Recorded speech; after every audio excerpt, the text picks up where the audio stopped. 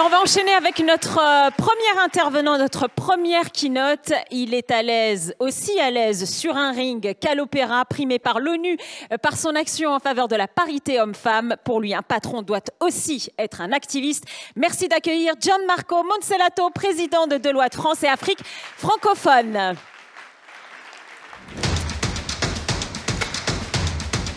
Bonjour et bienvenue. Merci, bonjour à toutes et bonjour à tous. Écoutez, je suis venu de nombreuses fois à Bercy et c'est la première fois que je vois autant de monde. C'est quand même un symbole puissant du succès de ce sommet. Donc, pour contribuer à introduire la réflexion, je vous propose de prendre quelques minutes pour questionner le choix de l'inclusion en partant des actions que mène Deloitte et pour finir, parce que je l'ai promis à Saïd, en partant aussi de mon expérience personnelle. Parce que l'inclusion, c'est vraiment un choix. La diversité, soyons clairs, c'est un fait, c'est une réalité. La diversité, c'est la vie, c'est dans la nature, c'est dans la société humaine, on ne la choisit pas, elle est là, la diversité. La question, c'est comment on réagit, comment on agit par rapport à cette diversité. Est-ce qu'on fait, comme on l'a fait dans notre histoire récente, une barrière contre la diversité par des systèmes de cooptation, d'entre-soi, d'homogénéité, ou est-ce qu'au contraire, on embrasse la diversité et on en tire une raison d'être, un avantage ? Pour Deloitte, et je pense que pour nous toutes et nous tous ici, le choix de l'inclusion est un choix évident. C'est un choix d'abord de raison. De raison pour l'entreprise parce que la diversité augmente la performance. Nous avons mené des études assez approfondies qui montrent qu'une entreprise qui embrasse la diversité au cœur de sa stratégie a 60% de chances d'être plus performante que ses concurrents. C'est un choix intéressé de performance. Ça augmente la créativité, et Dieu sait qu'on en a besoin, même dans le conseil, même dans l'audit. Et ça garantit contre les angles morts de l'homogénéité de l'entre-soi. Plus de résilience aussi, un groupe diversifié est toujours beaucoup plus équilibré, beaucoup plus solidaire, moins en concurrence interne. Plus engagé, parce que vous ne pouvez réussir que si vous promettez à vos collaboratrices et à vos collaborateurs une vraie méritocratie, ce qui suppose une équité dans la promotion et le recrutement. Donc c'est un choix de raison et vous mentionniez le prix de l'ONU qui a été pour moi, il y a plus de 10 ans, une surprise et une fierté, mais c'était tout simplement parce que je dirigeais à l'époque le seul cabinet d'avocats au monde à être paritaire homme-femme dans tous les niveaux, depuis assistant jusqu'au COMEX, jusqu'à la direction générale. Je pensais que c'était une évidence, visiblement ça ne l'était pas, mais l'histoire de ce cabinet d'avocats a démontré qu'il était aussi beaucoup plus performant que ses concurrents.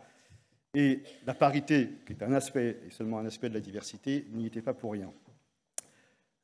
Et dans le monde complexe dans lequel on vit, l'homogénéité, pour moi, n'est pas un choix. C'est aussi un choix de conviction. C'est un choix de conviction parce que l'entreprise, c'est une personne morale et elle se doit d'être sensible à son environnement. Ce n'est pas un algorithme qui cherche uniquement à maximiser la valeur financière. Mais c'est difficile. C'est beaucoup plus facile de gérer un groupe où tout le monde vous ressemble, où tout le monde rigole aux mêmes plaisanteries, où tout le monde passe pareil, c'est beaucoup plus facile. Mais en général, c'est l'étape juste avant le précipice. Et si vous prenez toutes les grandes entreprises qui ont disparu de manière brutale ces 25 dernières années, elles avaient toutes un point commun. Leur management était homogène, sans aucune diversité. Donc, ça reste néanmoins difficile. C'est pour ça que, chez Deloitte, nous nous efforçons de faire de la gestion de la diversité un attribut de leadership, auquel nous nous efforçons de former, d'entraîner. Parce qu'un leader, quel que soit son niveau de leadership, doit faire 3 choses. Premièrement, connaître ses biais et s'en protéger. Nous avons tous des biais de jugement, on est façonnés comme ça. J'ai mes propres biais, tous et toutes. La question, c'est de les connaître et de s'en prémunir au moment où on fait un choix. Le respect des autres, c'est non négociable dans une équipe. Respecter les autres dans leurs différences, dans leur altérité, c'est la caractéristique d'un leader. Et garantir l'équilibre collectif plutôt que la satisfaction à court terme des égos individuels. Ça s'apprend, ça s'entraîne comme un sportif et c'est difficile, mais pour nous, c'est la caractéristique d'un leader. Et pourquoi c'est si important pour nous? Parce qu'en fait, ce qu'on fait, ce n'est pas de l'audit, ce n'est pas du conseil. La seule chose qu'on fait, c'est être un incubateur de talent. On recrute 2500 jeunes par an et 3/4 nous quitteront au bout de quelques années pour aller chez nos clients, avoir des brillantes carrières chez nos clients, pour faire radicalement autre chose ou pour aller chez nos concurrents. C'est très bien, c'est le jeu, et j'en suis ravi. Donc, nécessairement, pour nous, la gestion de la diversité est un impératif. Mais sans être naïf, et on a des fondamentaux sur lesquels on ne peut pas négocier quand on intègre quelqu'un. C'est le respect des autres, j'y reviens. Ça, c'est pas négociable. Si ce candidat, cette candidate n'a pas ça, on aura beaucoup de mal à travailler ensemble. C'est vouloir s'épanouir par son travail. C'est sûr que c'est des environnements au travail. Donc, si le travail n'est pas une priorité, ce n'est pas le bon choix, envie d'apprendre et la capacité à raisonner et à s'exprimer. Et c'est là où on essaie de travailler modestement avec l'éducation nationale, parce qu'un jeune, tout diplômé qu'il soit, tout volontaire qu'il soit, c'est vrai que s'il arrive sur le marché du travail sans maîtriser les codes de l'expression ou de raisonnement, ça va être très difficile. Donc depuis plus de 15 ans, que ce soit avec le lycée de Sarcelles, le lycée de Cergy ou des écoles plus professionnelles comme l'école des 1600, on travaille d'abord pour exposer ces jeunes au monde du travail, mais aussi pour insister sur l'importance de l'acquisition de ces codes. Et c'est d'autant plus important que, pour conclure, j'ai pu le tester de première main. Je suis un pur produit de l'ascenseur social français. Projetez-vous 40 ans, 50 ans en arrière, en France. Vous êtes enfant d'une mère célibataire qui travaille mais qui gagne pendant longtemps 80% du SMIC. Votre nom indique clairement que vous êtes né à l'étranger, dans un pays qui à l'époque n'était pas à la mode, qui était mal vu, aussi mal vu aujourd'hui que les pays d'Afrique du Nord, parlons clairement. Donc très très clairement, vous ne faites pas partie du club, ça c'est une évidence. C'est pas grave, parce que j'ai pu bénéficier du système de bourse français, j'ai pu bénéficier du système d'excellence français au mérite qui n'existait pas dans mon pays de naissance et n'existe toujours pas dans mon pays de naissance. Et c'était un système très puissant où, bien sûr, étant boursier, j'étais confronté à des administrations d'État ou privées chez qui les boursiers n'étaient pas les bienvenus, surtout quand ils avaient un nom bizarre et qu'ils venaient de quartiers bizarres. Mais j'ai aussi été confronté à des étudiants, à des professeurs qui m'ont aidé, qui m'ont guidé, parce que je n'avais pas la moindre idée de quoi faire, et ils m'ont aidé. Et le système de concours des grandes écoles dont j'ai bénéficié était quand même un système puissant, parce que c'est un système anonyme où on ne jugeait que sur la performance, ce qui est bien, parce qu'au moment où le boursier devient à la mode pour lever des fonds pour les fondations, diverses et variées, rappelons-nous que la diversité, ce n'est pas un traitement de faveur, ce n'est pas chercher des excuses, ce n'est pas un parcours réservé. C'est l'égalité des chances, la vraie égalité des chances. C'est l'éducation pour permettre aux jeunes d'acquérir les codes. Après, ils en feront ce qu'ils voudront, honnêtement. Mais de les acquérir pour pouvoir faire partie du club, quitte à le quitter ensuite.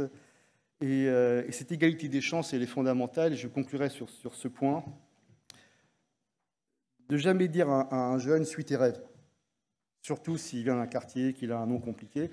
Parce que moi, mes rêves, c'était être champion de boxe. Heureusement qu'après quelques séances sur le ring, on m'a clairement fait comprendre qu'il fallait que j'essaye autre chose, parce que ça n'allait pas être possible. Et heureusement que mes professeurs m'ont dit « on a une meilleure idée pour toi, franchement, que cette histoire ».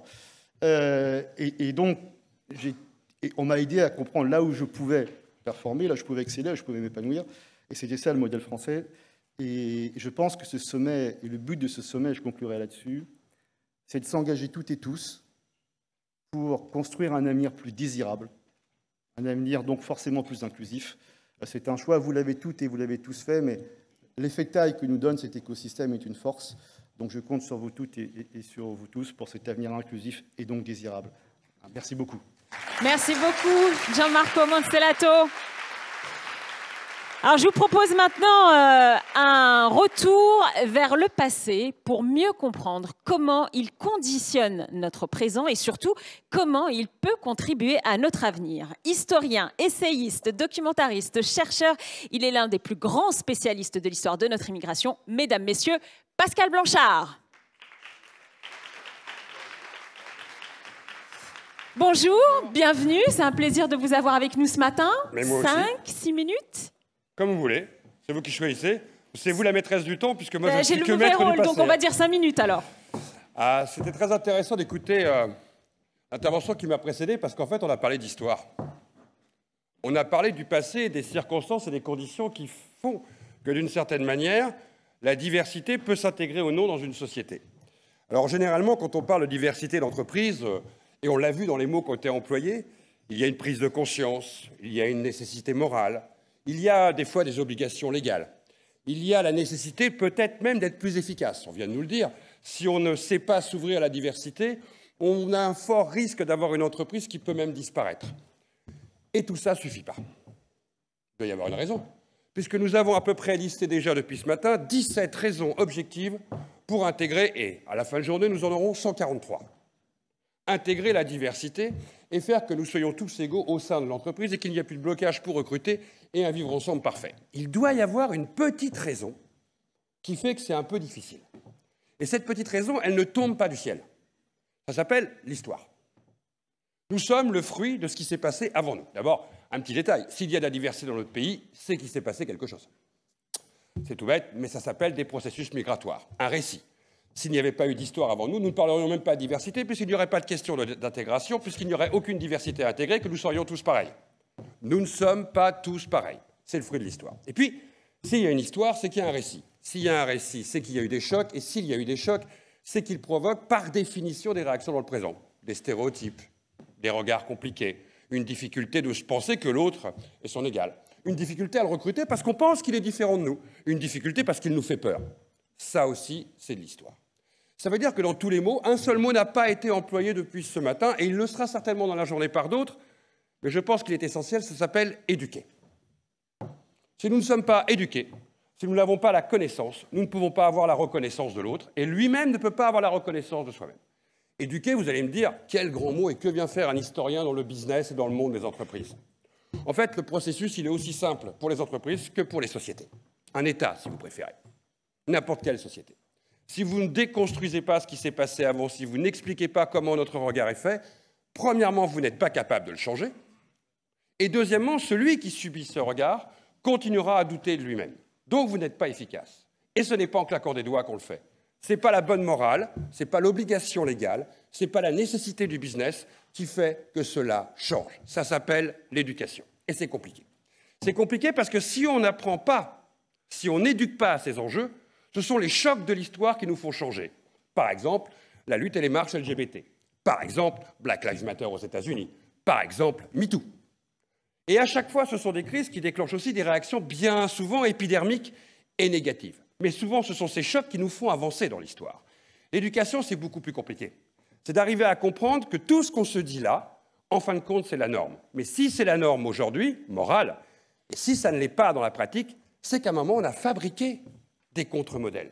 Et ces contre-modèles, c'est l'histoire coloniale.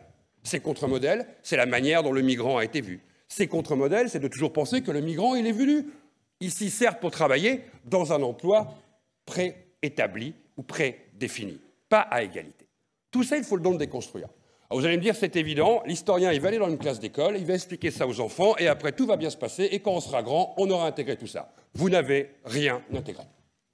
Vous ne pouvez pas l'avoir fait, on ne vous l'a pas appris. Nous n'avons pas encore véritablement commencé à décoloniser notre modèle. Nous n'avons pas commencé à comprendre pourquoi nous avons des stéréotypes. Nous savons que nous en avons. Mais c'est extrêmement compliqué d'arriver à se les déconstruire soi-même et pouvoir le mettre en pratique dans nos entreprises, dans nos modes de recrutement et dans notre pratique à l'autre. Parce que par définition, c'est questionner pas simplement qui on est, mais la société dans laquelle on vit, avec ses codes. D'ailleurs, on est très très doué pour donner des leçons de morale aux autres et on a beaucoup de mal à se les donner à soi-même pour le comprendre.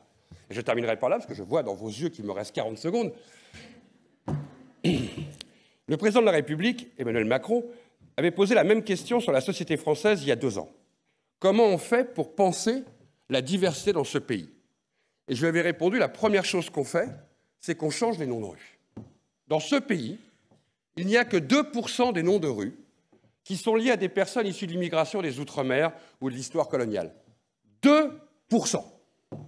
Dans un pays qui se prétend être un pays issu de l'immigration, dans un pays qui a des Outre-mer, sur tous les continents et tous les océans, et dans un pays qui a 4 siècles et demi d'histoire coloniale. 2%. Et je lui ai dit, la première chose, c'est de pouvoir faire que les Français qui traversent des rues, qui vont dans leur salle de yoga, qui vont à la piscine, qui vont au stade avec les enfants le week-end, puissent à un moment avoir des noms qui leur donnent le sentiment que ce pays est le leur. Ce que doit faire un État à travers ce travail, et ça a été fait avec un projet qui s'appelle Portrait de France, et qui aujourd'hui fait que des noms de rues portent le nom de ces diversités territoriales et des origines, fait qu'une entreprise doit faire pareil. Elle doit s'éduquer, éduquer ses salariés, éduquer ses recruteurs pour arriver à comprendre comment demain ça ira mieux et ce sera beaucoup plus simple. Et pour ce qui me reste 4 secondes, ce processus, il est compliqué parce que dans chaque société, il est différent. Il n'y a pas une règle du jeu unique et collective mondiale. Chaque société a ses spécificités et son histoire. Merci. C'est moi qui vous remercie. J'invite tout le monde à se plonger dans ce rapport sur les portraits de France que vous aviez rendu il y a quelques mois. Il y a une superbe exposition d'ailleurs à ce sujet. Merci beaucoup. Merci beaucoup. On enchaîne avec la première plénière de la journée. Alors vous le savez, notre fil rouge, c'est l'impact. Mais alors, quels actes pour quel impact? Telle est la question de cette première conférence animée par mon confrère Arnaud Ardouin, journaliste pour Bismart. Arnaud, à vous revient ce challenge d'animer donc cette première plénière avec 30-35 minutes. 35 minutes, bon courage et à tout à l'heure, je serai là.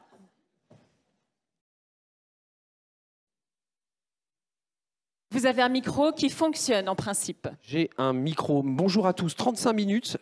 Évidemment, on va, comme l'an passé, devoir accélérer le pas. Je suis très heureux d'être avec vous. Je vais pas perdre de temps. Je voulais juste remercier Saïd Amouche qui est devant moi parce que j'ai beaucoup d'estime pour lui et pour le travail qu'il fait. Et voilà. Et vous dire aussi que je suis très honoré d'ouvrir cette plénière.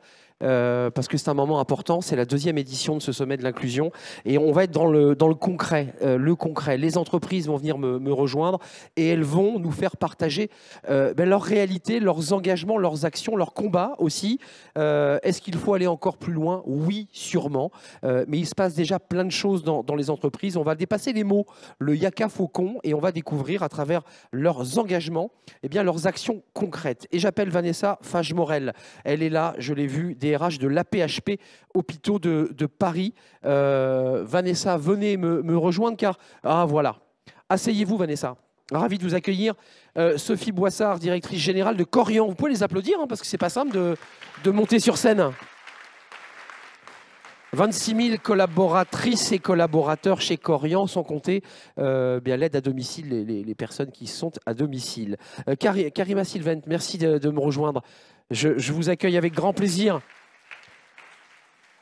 DRH du groupe AXA, et vous êtes membre du comité de direction depuis septembre 2019. Vous m'arrêtez si je dis une bêtise. Stéphane Dubois est là. Il est là. DRH du groupe Safran. Des actions concrètes, il se passe des choses dans chacune des entreprises qui viennent me rejoindre. Olivier de la Garde est avec nous. Venez me rejoindre, Olivier. J'ai commencé par les femmes, ce qui est tout à fait normal. Président du Collège de Paris, qui est une communauté d'écoles supérieures qui fait de l'alternance, et on vous écoutera dans quelques instants, Olivier de la Garde. Merci d'être là. Philippe Brochard, parmi nos invités. Bonjour Philippe. Directeur général Auchan Retail France, 55 000 collaborateurs, des actions concrètes sur ces sujets.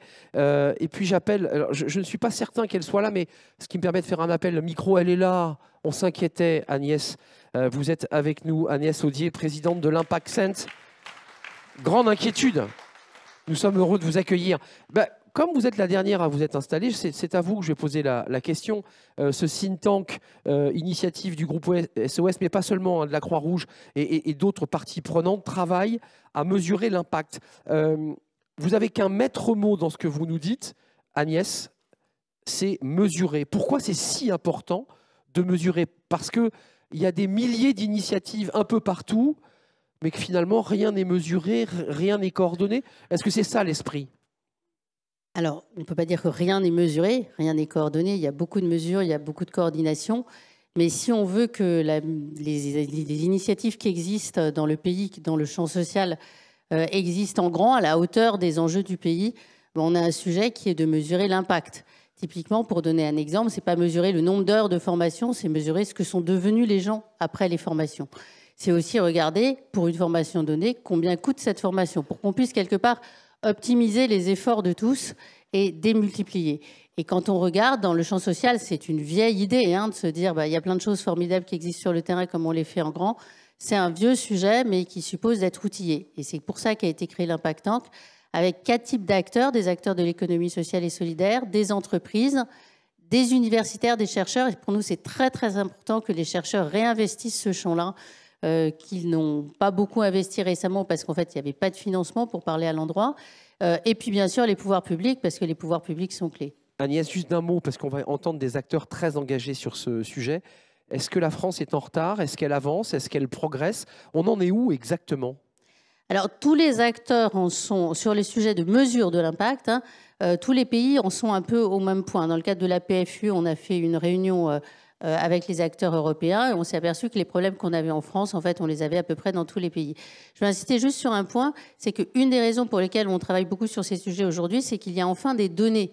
Avec les données, avec les capacités à traiter les données, on a des possibilités extraordinaires de mieux mesurer, de mieux définir des parcours, un peu comme dans le champ de la santé. Dans le champ de la santé, ça fait maintenant quelques années, une petite dizaine d'années, qu'on a suffisamment de données pour pouvoir définir des parcours et comparer des parcours. Il faut que dans le champ social et dans le champ du travail, on puisse faire les mêmes choses pour que tout le monde puisse finalement investir son argent et son énergie là où il y a le plus de résultats. Philippe Brochard, je commence par vous parce que vous êtes aux côtés d'Agnès. Je vais faire comme ça un ordre descendant, mais chacun pourra prendre la parole dans une forme de débat si possible. Auchan, entreprise très discrète qui s'exprime très peu dans les médias et assez rarement sur ce type d'événement. Et vous avez décidé de prendre la parole. Ça dit quelque chose de fort de l'engagement que vous faites. 114 nationalités, et vous allez nous donner ces chiffres, sur 400 métiers. Vous êtes engagé. On est engagé et c'est vrai qu'on est une entreprise plutôt discrète. Et aujourd'hui, je prends la parole devant vous parce que nous avons décidé de positionner l'inclusion au sommet de notre projet humain. Alors nous accueillons déjà la différence, évidemment, dans les quartiers, dans les territoires dans lesquels nous sommes présents, avec les 55 000 collaborateurs qui servent des clients qui sont tous très, très différents.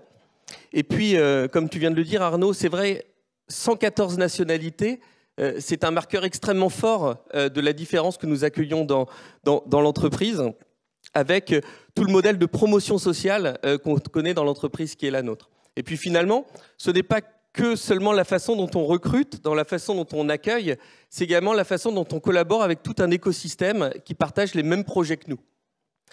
Et là-dessus, j'ai un certain nombre d'exemples à vous partager. C'est par exemple ce que nous faisons avec le réseau Cocagne en France. Vous le savez ou vous ne le savez peut-être pas si vous êtes client de nos magasins, mais nous participons à un réseau de réinsertion par le maraîchage. Donc nous écoulons les produits de ce réseau dans nos magasins et nous créons des passerelles entre des personnes en réinsertion et nos collaborateurs. Et puis également, c'est ce que nous faisons avec le réseau Humando, par exemple, pour la formation des réfugiés au métier de bouche, que nous amenons jusqu'à l'obtention d'un CQP. Un dernier exemple peut-être, avant de donner la parole à Olivier de Lagarde. J'ai quand même lu, en travaillant ce débat, que ce n'était pas à côté l'inclusivité, c'était au cœur de votre stratégie. C'est au cœur parce que nous recrutons chaque année 16 000 personnes. Sur ces 16 000 personnes, 75% ont moins de 25 ans et la plupart sont peu ou pas diplômés. Et donc c'est la réalité d'action qui est la nôtre, d'accueillir la diversité et le reflet de la société. Olivier de Lagarde, côté formation, parce qu'on voit bien le lien assez évident entre les 16 000 recrutements et j'ai envie de le dire, dans le contexte d'une pénurie d'emploi et de tension sur le marché de l'emploi, la question de la diversité, elle est centrale aussi dans les stratégies des écoles et des groupes de formation comme le vôtre. Oui, tout à fait, parce que ce qui est important de retenir, puisqu'on se demande comment agir avec impact, c'est que l'alternance et l'apprentissage, ce sont des leviers et des armes extrêmement efficaces pour diversifier vos recrutements. Aujourd'hui, on a au sein des écoles du Collège de Paris 14 000 étudiants, dont plus de 80% sont en apprentissage et 90% en alternance. Ça veut dire qu'ils suivent leur formation à titre gratuit et rémunéré. Et ce qu'on voit instantanément quand on rentre dans nos écoles ou dans nos campus, c'est qu'il y a un lien mécanique en fait entre alternance et diversité. Quelques exemples, hein, l'école Acalis qui est spécialisée dans les métiers du médico-social, c'est plus d'un élève sur 4 issu des quartiers prioritaires de la ville, même proportion dans l'école libre qui est notre établissement à Roubaix. Et donc on voit bien que pour agir avec impact, à la source en fait, hein, pour diversifier ces recrutements, eh bien, on peut utiliser l'apprentissage pour ça. Côté Safran, là aussi, c'est intéressant parce qu'on a aussi un panel d'entreprises très différentes. Il y a du service, il y a de la technologie, il y a du retail. Comment vous vous situez chez Safran sur cette question? J'ai vu que vous n'aviez pas une autre stratégie, mais des fondations, du mécénat de compétences. Est-ce que ça part de là, votre stratégie, sur la diversité? Non, ça ne part pas de là parce que ça couvre l'ensemble de l'entreprise. Les fondations sont évidemment extrêmement importantes, mais l'inclusion et la diversité, c'est effectivement le premier pilier de notre politique RH, pour une raison très simple, hein, c'est qu'on est convaincu qu'une entreprise ne peut bien fonctionner qu'à partir du moment où elle est en son sein le reflet de la société, de ses tendances, de la façon dont, encore une fois, la société évolue. Ça c'est beau, on le dit, on le lit beaucoup. Dans les faits, c'est plus compliqué, vous le concédez. Dans les faits, c'est pas si compliqué que ça. Quand on est dans une entreprise qui est très implantée dans l'ensemble des territoires, Safran en France, c'est 45 000 collaborateurs, souvent dans beaucoup de territoires parmi les premiers employeurs. C'est une entreprise de haute technologie et on recrute dans le monde à peu près 14 000 personnes par an. En France, de l'ordre de 4 500 et il faut ajouter à ça 2 500 apprentis. Quand vous faites ça sur finalement un ensemble de personnes qui est de l'ordre de 80 000 personnes à l'échelle du monde, ou 45 000 en France, très rapidement, en fait, c'est l'ensemble de l'entreprise que vous changez. C'est une culture que vous faites évoluer. Et donc, quand on se dit, effectivement, l'entreprise doit refléter les grandes tendances de la société, et toutes ces tendances, c'est évident que le recrutement est vraiment quelque chose qui a énormément d'impact. Juste un mot, vous êtes le DRH de Safran, cette entreprise très maillée. Comment on s'y prend? Parce qu'on a Mosaïque RH, on a des structures. Comment on organise cela, très concrètement? Très concrètement, d'abord, pour faire en sorte que la diversité soit bien partie prenante du recrutement, on forme, et on évoquait tout à l'heure le mot d'éducation, on forme l'ensemble des personnes qui recrutent, qu'ils soient managers, population RH, on les forme à la diversité, à la compréhension des biais cognitifs, pour qu'effectivement cette diversité puisse absolument faire partie mais bien de ces critères que l'on a au moment du recrutement. Côté AXA, j'ai envie de vous poser la même question. Quels sont les leviers concrets d'action que vous menez en matière de... Alors c'est compliqué parce qu'il y a un débat sur les mots, l'inclusivité, l'insertion, on n'a pas tous les mêmes définitions. Sur cette question de la diversité, commençons par ce mot. Comment on fait? Parce que c'est vrai que on est tous d'accord sur le diagnostic, on a largement dépassé le yaka faucon. Tout le monde a pris conscience qu'il fallait le faire. Comment vous le faites? Alors moi, je voudrais revenir à la question de la mesure. Ah, vous ne répondrez pas à ma question, mais... Je vais répondre à votre question, mais je vais d'abord commencer par là. Parce que je pense que c'est une question importante. Parce que je pense que les actions qu'on a sont effectivement très ancrées sur le recrutement. Et AXA a été une entreprise qui a opéré avec le CV anonyme pendant 8 ans. Peu d'entreprises l'ont fait en France. Et nous avons de manière systémique, depuis, conservé des pratiques de recrutement, de formation des formateurs, des managers, etc., obligatoires. Et j'insiste parce que c'est important, obligatoire. C'est-à-dire, vous travaillez sur les biais pour travailler... On travaille sur les biais, on travaille sur être intransigeant aussi, sur ce qui ne va pas, parce que c'est important d'avoir des procédures, mais c'est important aussi d'agir lorsqu'on constate qu'il y a des débordements. Mais la question de la mesure est importante. Pardonnez-moi, des débordements, ça veut dire quoi? Tout simplement, avoir des canaux, et on a une ligne dédiée, par exemple, lorsque dans les procédures de recrutement, il y a des comportements qui sont ressentis comme étant non inclusifs par les recruteurs en interne ou les managers en interne. Et c'est important de les analyser. C'est important de s'auto-tester, de s'auditer régulièrement. Et donc, effectivement, nous faisons en sorte que ces pratiques en interne soient très établies et soient systémiques. Pour permettre un accès. Pour permettre l'égalité des chances au recrutement.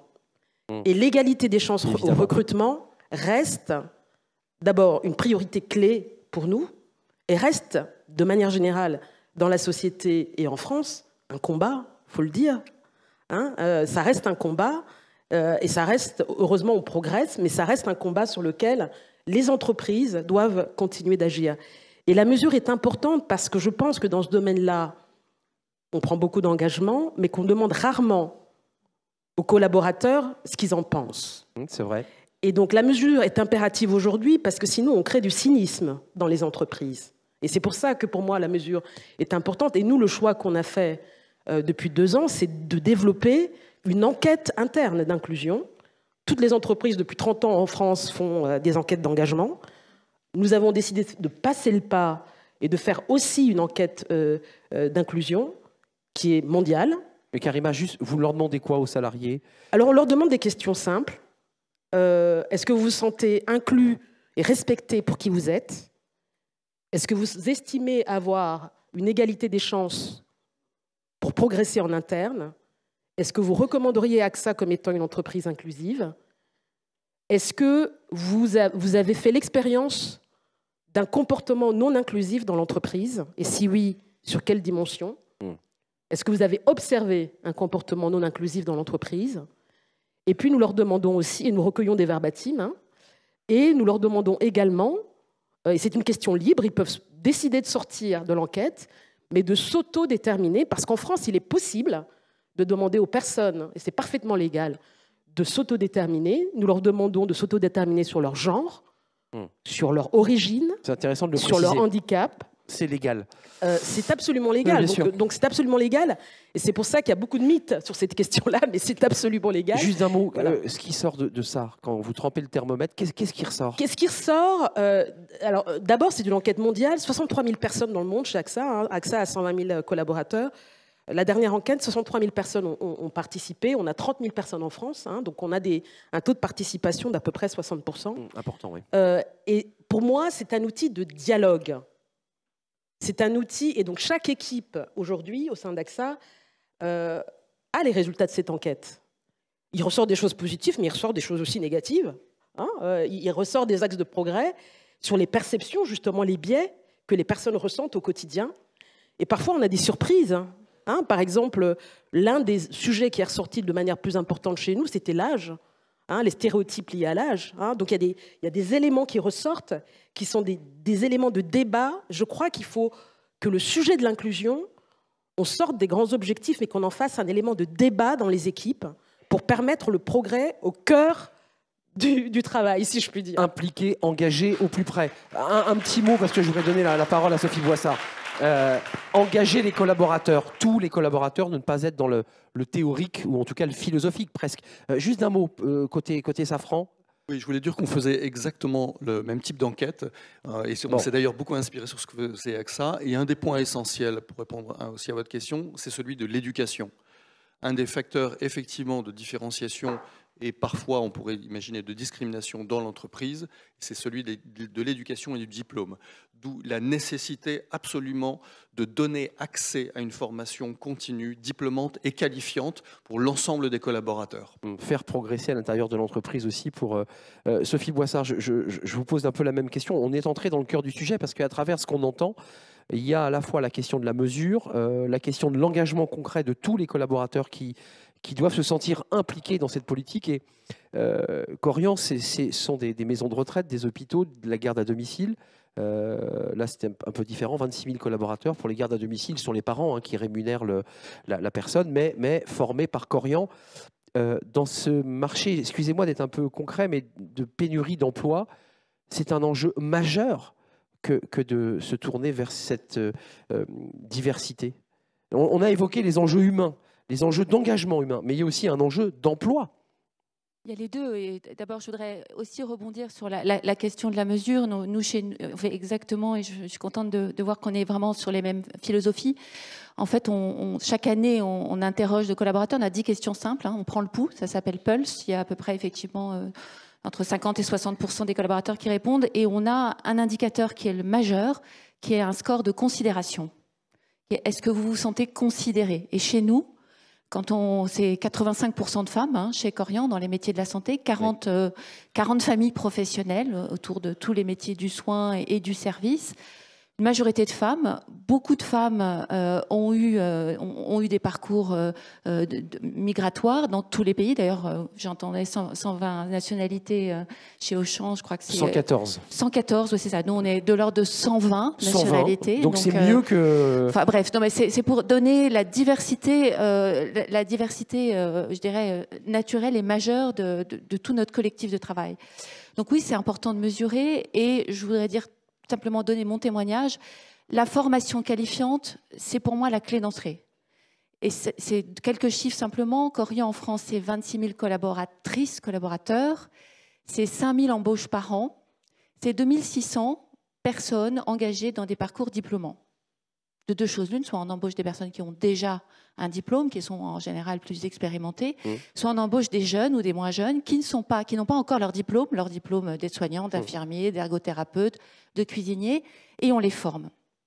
40% de nos alternants sont issus des quartiers prioritaires de la ville. 40%, donc je dirais c'est naturel. 70% des personnes qui entrent en apprentissage, et on fait vraiment toute la chaîne jusqu'à 30 ans et plus pour les personnes handicapées, ont au départ un diplôme, pas de diplôme ou de l'infrabac. Et à la sortie, ils vont avoir un diplôme de niveau 4, de niveau 3. Vous les faites grandir. On les fait grandir, on les promeut. Je dirais c'est un cercle vertueux parce qu'évidemment, on a besoin de cela. Et si nous, on n'y pourvoit pas, aujourd'hui, le marché est totalement pénurique. Je ne sais pas ce qu'on dira ma voisine. Mais donc, on forme et on a nos propres structures. C'est peut-être le dernier point. On a nos propres structures de formation en alternance. On a mis en place un réseau de CFA sur les métiers du soin. On travaille avec d'autres grandes entreprises comme Sodexo et Accor avec un CFA en commun sur les métiers cuisiniers, qui sont un autre élément clé. Et moi, mon combat, c'est qu'on puisse aller jusqu'à tous les diplômes du supérieur, et notamment les diplômes d'infirmiers, sur lesquels il y a une pénurie majeure aujourd'hui. Il y a une très forte tension sur vos métiers, hein, évidemment. Mais simplement pour une chose simple, hein, c'est que les besoins, compte tenu du vieillissement de la population, compte tenu de la situation sanitaire et compte tenu de la crise des métiers de la santé avec le coronavirus, globalement, les besoins sont en train de doubler. Il faudrait qu'on forme chaque année 2 fois plus de paramédicaux qu'on ne le fait aujourd'hui. Et ce qui ouvre la question de l'attractivité de ces métiers. Là-dessus, je voudrais qu'on revienne, c'est des idées reçues. D'accord. En alternance... C'est les journalistes, qu'est-ce que vous voulez? Non, mais je vous donne simplement la chose. En alternance aujourd'hui, quand on va chercher les bonnes personnes, qu'on leur propose un contrat d'alternance avec des tuteurs engagés. J'ai des milliers de tuteurs aujourd'hui dans mes structures médico-sociales et sanitaires qui sont très heureuses de pouvoir jouer ce rôle de mentor et de compagnonnage. Ce sont des métiers de compagnonnage. Je reviens sur la considération. Quand il y a une équipe qui porte la formation, qui se réjouit de ce que le diplôme va être obtenu, qui accompagne sur l'étape d'après, qui transmet. Ça change tout. On n'a pas d'abandon dans nos parcours d'alternance. On n'a pas d'abandon. Au contraire, on va jusqu'au bout. Et dans 2 semaines, on va organiser la cérémonie annuelle de remise des diplômes.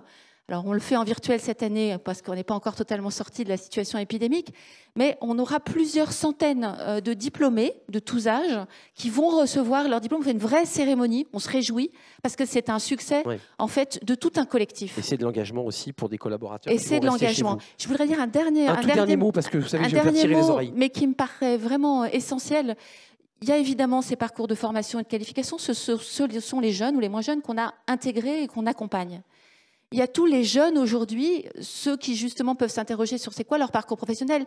Et je voudrais revenir sur l'importance d'avoir des stages. Des stages et du mentorat, le ministre en a parlé, avec cet appel à développer effectivement le mentorat dans toutes nos entreprises. Ça veut dire quoi? Ça veut dire à travers les missions locales, à travers les écoles de la deuxième chance, à travers tout le réseau des associations, nous, entreprises, mobiliser nos cadres, nos salariés expérimentés pour qu'ils puissent donner un peu de leur temps et jouer ce rôle de mentor. Je pense que c'est un élément, c'est toute une chaîne, en fait. Pour arriver à construire l'alternance, il faut aussi miser sur ces mises en situation et sur ces contacts. Merci, Sophie. Vanessa, il y avait de la passion, il y avait de l'engagement. Vanessa Fagel-Morel, vous êtes DRH de la PHP, alors qui est une marque dont on parle beaucoup aussi dans les médias. L'actualité, comme ça, est marquée par les débats, des tensions, des difficultés, des personnels soignants. Comment ça se passe chez vous? Et cette question notamment de l'inclusion, de la diversité. Quelle est votre stratégie? Quelle est votre politique? Parce que vous êtes, évidemment, ce n'est pas la même entreprise, mais proche des métiers dont vient de parler Sophie. Tension sur les métiers, et puis on ne l'a pas évoqué, il y a une tension sur les salaires. Il y a un débat évidemment sur les salaires qui fait que l'attractivité est faible. Comment on réinvente ce métier et comment on donne envie à notre jeunesse, des quartiers prioritaires, mais aussi des quartiers ruraux, parce qu'il y a aussi plein de jeunes un peu paumés dans des quartiers ruraux, comme ça, dans des petites villes. Comment on leur donne envie d'aller chez vous? Merci beaucoup pour la question, parce que c'est vrai que c'est un sujet qui nous préoccupe beaucoup, et également de parler de l'assistance publique hôpitaux de Paris différemment. Et en effet, autour de ce sujet de l'inclusion. L'inclusion est dans l'ADN de la PHP. On a peu communiqué sur ces sujets-là dans le temps, et c'est fort dommage. On va essayer de se rattraper. Il faut aller à l'hôpital pour le voir, vraiment, très concrètement. Complètement. Mais oui. Alors déjà, le premier sujet concerne nos étudiants. On le sait peu, mais la PHP, c'est 33 instituts et écoles paramédicaux, c'est 2 écoles de sages-femmes, et on accueille sur tous les territoires franciliens où ces instituts sont implantés près de 8700 étudiants par an. Et en fait, depuis l'année dernière, on a une politique très active de distribution de bourses d'études qui peuvent se cumuler en plus avec les bourses pour critères sociaux. Et on a accordé comme ça 1000 contrats d'allocation d'études qui permettent à un étudiant de percevoir une allocation mensuelle pendant 1 ou 2 années et d'avoir un emploi à la clé, puisqu'il intégrera à l'issue les services hospitaliers. Juste un mot, parce que c'est passionnant ce que vous nous dites, mais j'en reviens toujours à ma question centrale, c'est comment on va, le mot est impropre, mais comment on va sourcer, comment on va trouver cette jeunesse, comment on va les chercher, comment on va leur parler pour leur dire ce métier-là est intéressant, vas-y, tourne-toi vers ce métier. Justement, c'est notre sujet et c'est la raison pour laquelle on est très intéressé de travailler, de communiquer sur le travail à la PHP, le travail du soin, de redonner du sens et de dire venez faire vos études, on vous aide non seulement à les faire et ensuite on va vous accompagner professionnellement tout au long de votre vie. Un petit tour de table rapide, puisque chacun a pu présenter son action et développer ses... Je voulais quand même vous entendre sur le plan, au-delà de l'économie, sur le plan presque de la sociologie et de l'impact, puisque c'est le thème de notre débat. À tour de rôle, commençons par Philippe. L'impact. L'impact, ça veut dire qu'est-ce que ça a eu comme conséquence au sein de l'entreprise, cette diversité. Qu'est-ce qu'elle apporte? Je voudrais vous livrer 3 éléments de conviction et lancer un défi à mes équipes qui sont présentes dans la salle. 79 personnes, c'est ça? 79 personnes aujourd'hui de l'entreprise. La première conviction, c'est que la diversité est force motrice d'engagement et de performance. C'est une réalité qu'on mesure tous les jours. La deuxième, c'est que nous devons être ouverts à toutes les formes de profils et de passerelles pour créer un collectif qui ressemble à notre société.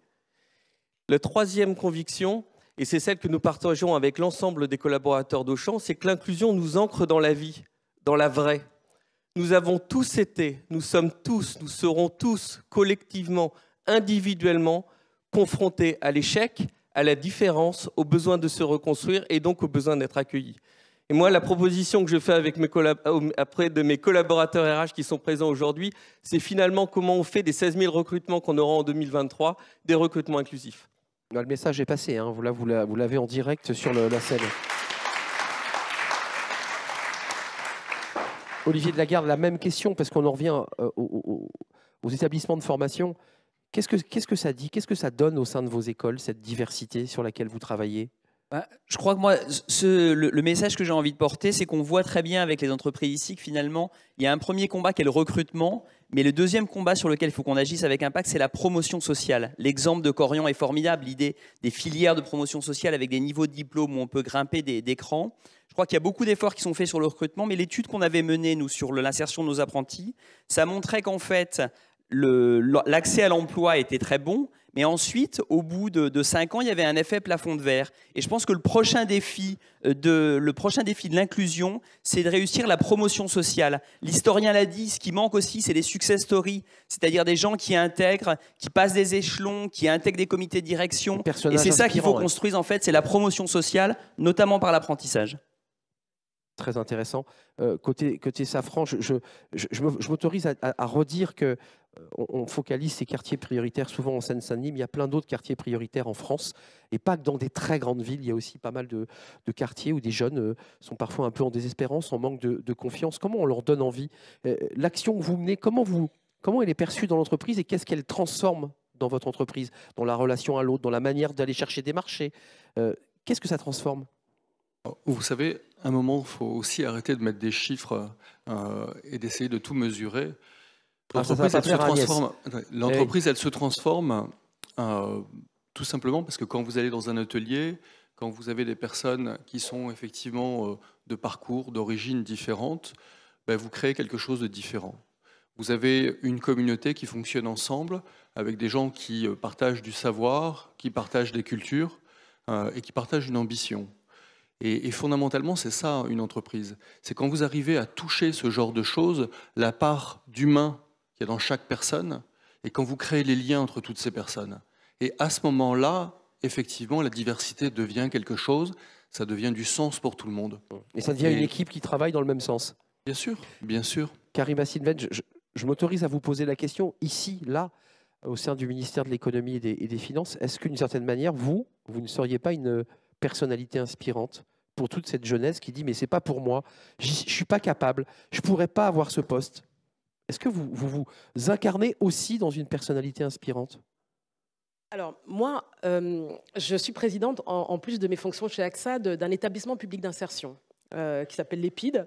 D'ailleurs, je vais venir voir Sophie bientôt pour l'aider à recruter chez Corian, qui s'occupe des jeunes éloignés de l'emploi, qui quittent l'école à partir de 14 ans. Et donc, à titre bénévole, donc avec 19 centres sur le territoire. Et ce qui est vrai, c'est que je pense que la France a besoin d'avoir plus de rôles modèles qui réussissent en partant de divers horizons. Et donc, j'encourage tous ceux qui ont un parcours divers à donner de leur temps, et d'ailleurs les autres aussi, à donner de leur temps pour faire rêver la jeunesse de France. C'est pas rêver, c'est pour faire voir les avenirs possibles. Exactement.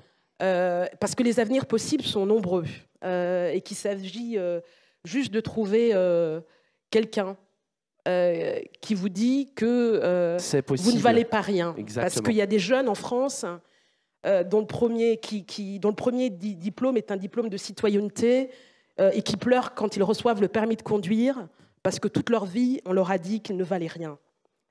Et donc, oui, je pense qu'il faut continuer à s'engager sur ces sujets-là. Sophie parlait du mentorat. Il y a beaucoup d'autres manières de le faire. Le mentorat, oui. Maintenant, il y a des stages qui démarrent à la 3e. C'est incroyable de voir comment... c'est impossible pour un jeune de banlieue d'avoir un stage en 3e. C'est très difficile après, mais en 3e, c'est encore plus dur. Non, mais c'est important de dire ça. C'est une galère. Voilà, et donc c'est une galère absolue.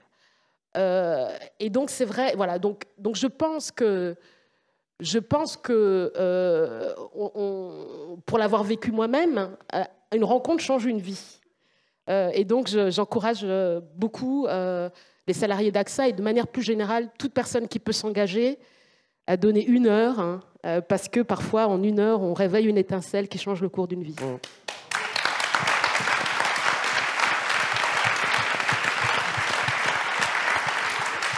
Et vous avez remarqué, je ne m'autorise pas à vous demander qui a été la personne qui a allumé la mèche et qui vous a transformé pour être ce que vous êtes aujourd'hui.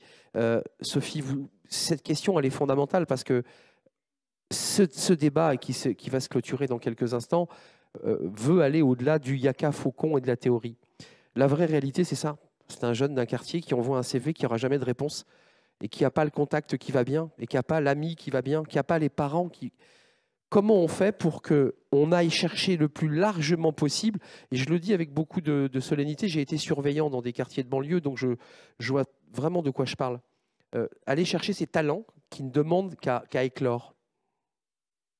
Ouais, je crois que Karima l'a dit, nous, c'est 400 établissements dans tous les territoires, hein, ruraux, urbains, périurbains. Et une des actions qu'on a développées, c'est du partenariat au niveau de chacun de nos établissements avec l'écosystème local, avec la mission locale, avec le collège, avec le lycée. Et on ouvre largement les portes de nos structures pour des stages. Et ça commence comme ça. Et pour répondre à votre question, j'ai envie de dire, ça génère une telle fierté, mais une fierté... nourrissante. Oui, bien sûr. Parce que quand on voit, d'abord, ça conduit en fait, ça nous conduit à travailler, à entrer en contact avec des professionnels d'univers différents. Et je voudrais saluer ici le rôle énorme des missions locales et de tout l'écosystème du service public de l'emploi avec lequel on travaille très bien en général. Ça conduit à faire rentrer régulièrement un vent de fraîcheur. Et puis, il y a ce côté incroyablement gratifiant de se dire qu'on a pu peut-être allumer une petite étincelle, peut-être faire beaucoup plus, peut-être procurer un stage, rendre et faire grandir. Et donc ça n'est en réalité qu'un ensemble finalement de facteurs positifs. Et parfois, ça ne va pas marcher tout de suite et ça marchera plus tard. Mais ce n'est pas grave, on a semé. C'est vrai, ça c'est intéressant. Vanessa Fage-Morel, tous, j'avais envie de vous challenger un peu tous 1 heure de votre temps par semaine pour faire un peu de... Je sais pas, moi je reprends les mots de Karima qui s'engage. Il faut que là, après ce débat, vous vous engagez. Je crois qu'il y a Thibaut Guilluy qui ne va pas être très très loin, qui est le haut commissaire à l'emploi, qui s'occupe du mécénat ou de l'accompagnement. Je fais une parenthèse. Concrètement, la question qui est posée aujourd'hui, c'est un enjeu économique, il y a un marché de l'emploi tendu, et puis il y a une question sociale. On voit dans certains quartiers, et encore une fois, vous avez vu, je ne parle pas de la Seine-Saint-Denis, j'ai vu à Alençon il n'y a pas longtemps, petite ville, il y a des émeutes sociales. Comment on fait pour créer ce lien, pour permettre à cette jeunesse de trouver sa place et finalement sa dignité? Et la dernière question, j'étais sûr que tu allais me dire ça. C'est vrai qu'à la PHP, on a la chance de pouvoir donner facilement du sens à ce que l'on fait et nos jeunes professionnels... Les métiers du soin. Les métiers du soin. Il y a vraiment un impact concret sur la vie des gens qui sont pris en charge à l'hôpital. Et on a également ce processus d'accompagnement tout au long de la carrière qui s'appelle la promotion professionnelle. Et on peut rentrer à la PHP en étant AS, issu d'un quartier difficile, de ne pas avoir osé... Aide-soignante, dans le jargon. Aide-soignante, pardon. De ne pas avoir osé faire des études, de ne pas avoir pu, et de finir directeur. Il y a des process qui existent dans l'hôpital public, des dispositifs de financement qui font qu'on prend en charge non seulement les frais de scolarité, mais les salaires pendant une formation. Et c'est la raison pour laquelle on a cet ascenseur social qui est encore très fort à l'hôpital public, et tout particulièrement à l'AP, qui a toujours beaucoup investi dans ce dispositif de manière historique. Et il faut qu'on le rappelle aujourd'hui, parce qu'on a peut-être oublié de communiquer dessus. C'est vrai qu'on communique souvent trop négativement sur la PHP. Il s'y passe aussi des histoires et des promotions, des évolutions de personnes qui sont parties au bas de l'échelle et qui sont montées dans la structure. Merci à vous. Je serais bien resté une demi-heure de plus parce que j'avais plein de questions. Ben oui, évidemment. Merci à vous, Vanessa Fage-Morel, le DRH de la PHP. Merci à Karima Sylvain d'être venue nous rendre visite, directrice des ressources humaines du groupe AXA. Merci Agnès Audier de l'Impact Cent. Stéphane Dubois, DRH de Safran. Merci Olivier Delagarde et merci à Philippe Brochard et ses président de Auchan et ses 79 collaborateurs. Et merci Arnaud Ardouin d'avoir tenu le timing. Je sais que c'était serré. Merci à vous tous d'avoir joué le jeu. Merci à vous.